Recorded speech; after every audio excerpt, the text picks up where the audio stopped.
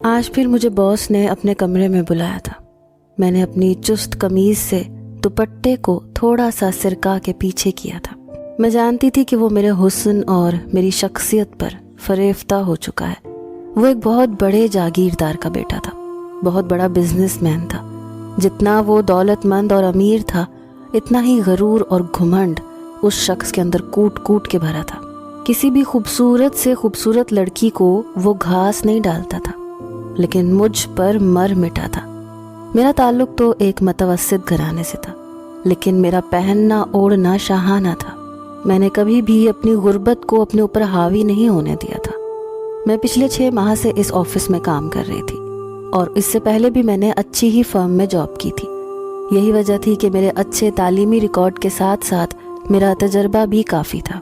اس لیے جہانگیر شاہ نے جب انٹرویو لیتے ہوئے میرے ڈاکیومنٹس دیکھے تو ایک تنقیدی نظر مجھ پر سر سے پیر تک ڈالی تھی۔ میں بہت بااعتماد لڑکی تھی۔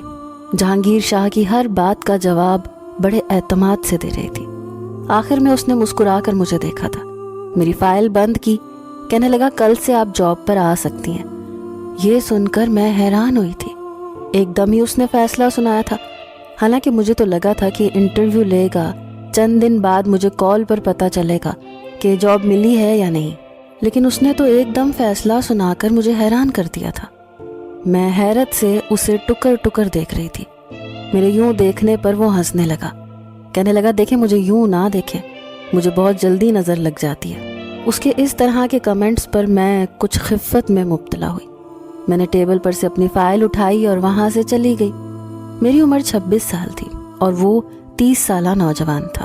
میں نے جب آفس جوائن کر لیا تب مجھے معلوم ہوا کہ جہانگیر شاہ گھمنڈی اور مغرور قسم کا شخص تھا۔